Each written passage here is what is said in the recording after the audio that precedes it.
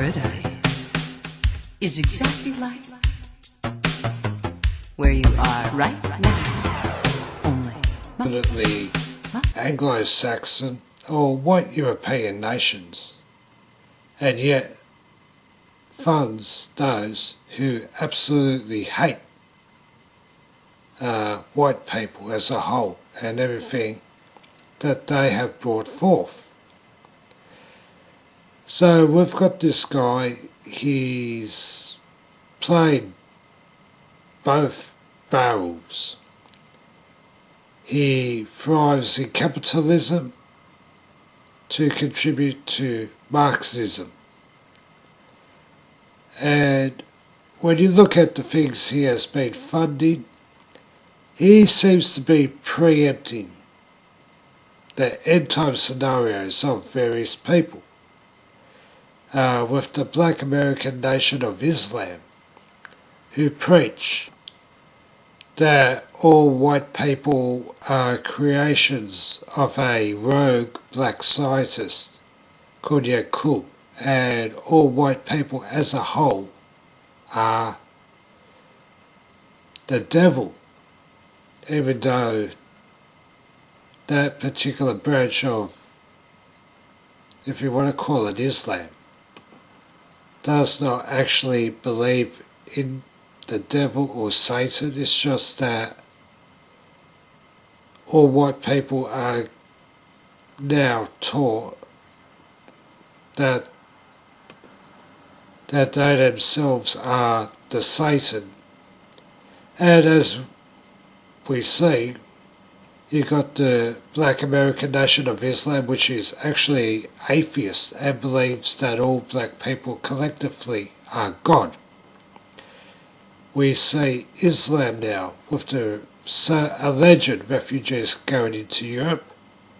They believe that all white people are evil, and that they alone are their only saviours, that they themselves are their own saviours, and they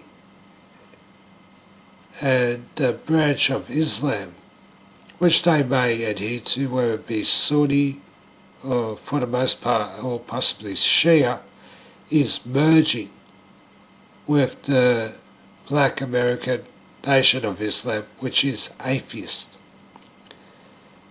And behind all of this, we keep on seeing George Soros and his Open Society Foundation. But we have to ask, is George Soros the Antichrist? And how does he perceive himself? You know, we are assuming, you know, he's a sociopath, and unfortunately with the education system these days, where atheism is basically enforced, people do not look up the metaphysical. Is it possible that George Soros is just a body that may be possessed by a demon or a series of demons? When you look at his skills and knowledge on the finance market, you know, it's more than the average person. More than the average person knows about.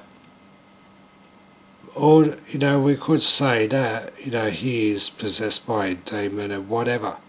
But we have yet to look at his Jewish background. Even though he's an atheist, and even though modern Jews, you know, accept atheists into their synagogue, we have to ask, are they really all that atheists? I suspect they are not. They themselves, Jews, see themselves as a collective God. All Jews are part of God. Now the Jews may say, oh, we believe when we die we go to heaven and we become part of God.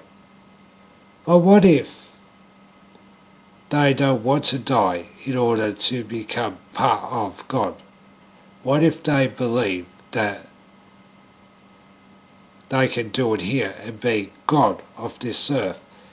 And this is actually a satanic plan. Being a former Satanist myself, and things I was told which I didn't really think would come to fruition.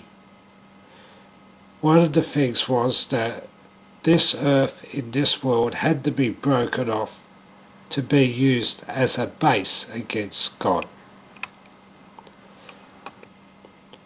We also have the issue of the tree of death in the Kabbalah.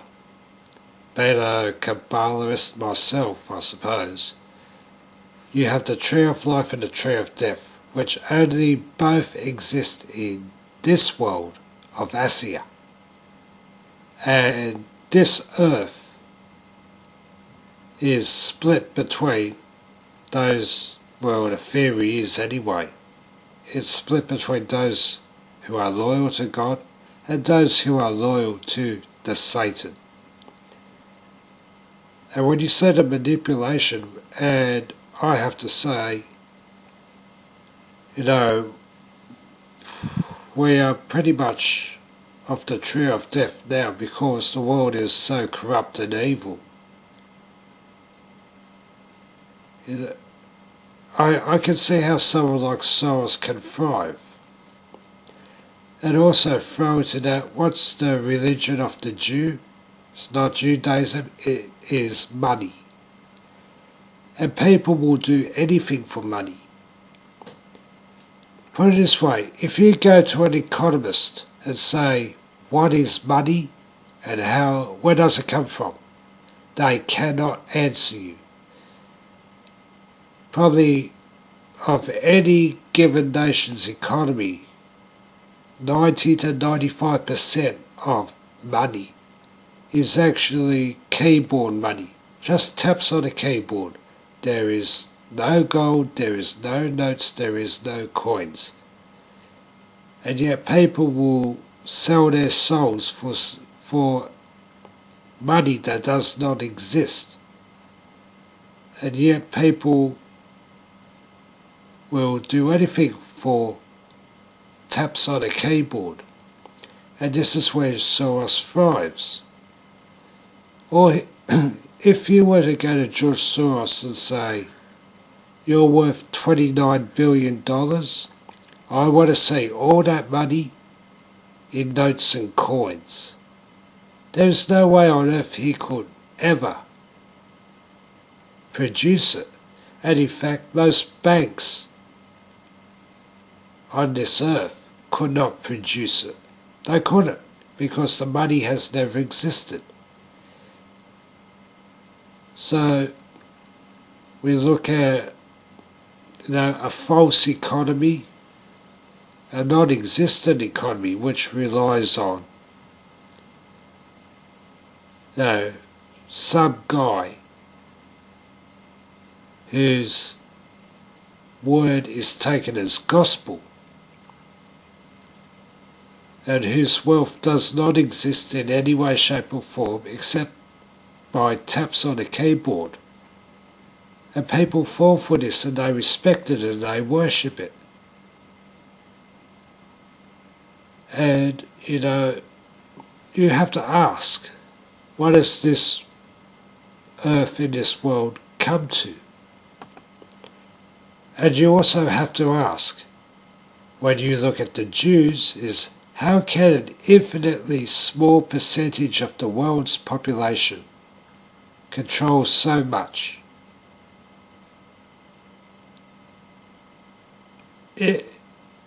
You wouldn't get an answer. Some people say, oh, that's because they go to the synagogue and they network and so on. But you do not control that much just by knowing a couple of people. You have to ask, how are they doing it? Soros is a Jew, a modern Jew, a bloodline Jew. He doesn't believe in anything that Abraham or Moses said.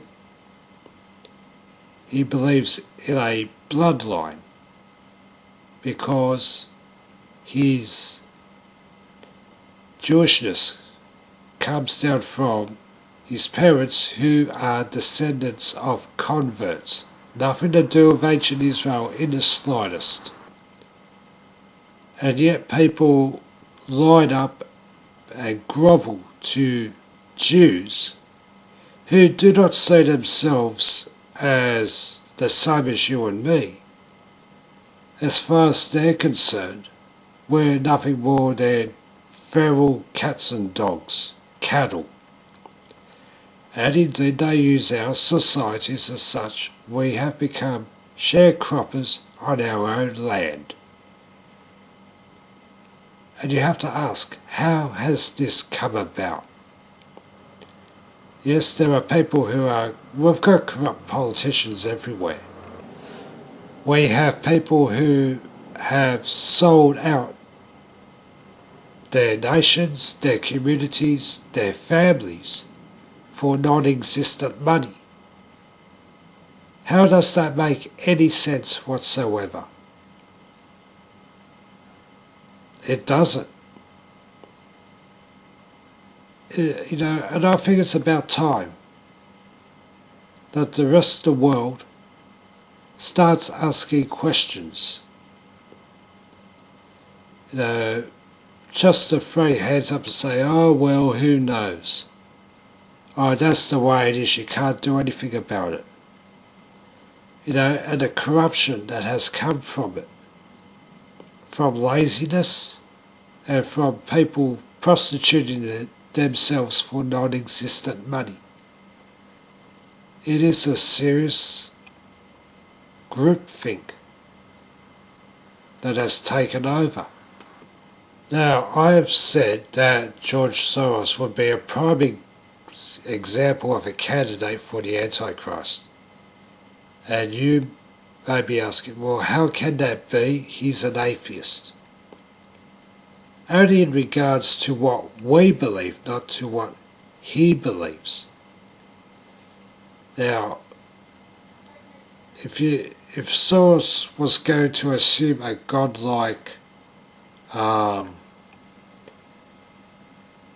situation or standing, the only way he could possibly do it would be by claiming to be the reincarnation of sabbatai tzevi, who was also known as Jacob Frank in another reincarnation. And this seems quite viable. I mean, the guy's 85 years old. He seems to be reasonably healthy with his money. He can get organ transplants any time of the day he wants. All sorts of pharmaceuticals to keep him alive. And people will worship him, say, well, he's seemingly in good shape physically, he's got lots of money, spirituality doesn't come into it because he's an atheist, and if he's an atheist and he's doing well, then I should be an atheist too. And people will fall for this.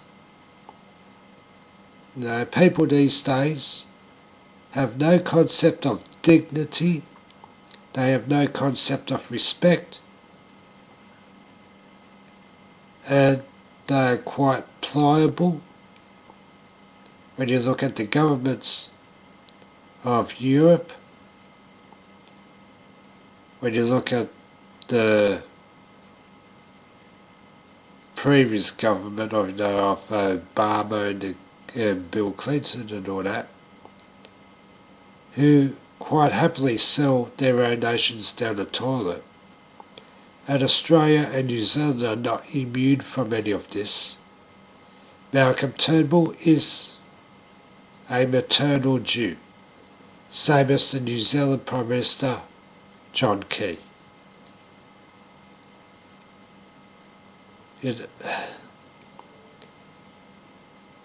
Look, if it looks like a conspiracy and functions as a conspiracy, it is a conspiracy. But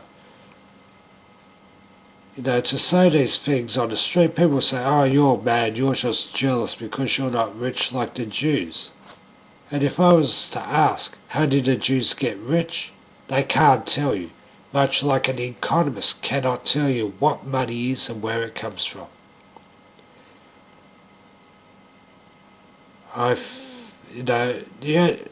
It's about time the churches started investigating this and started talking about it. This idea now in most churches that you only come to church for, like a rock band type thing, some punk with a straw hat and a guitar strumming along for most of your service, and you give all your money to them.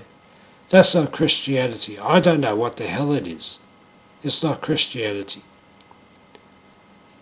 And we've got the problem of Zionist Christians who seem to be overtaking most churches. We are living in interesting times.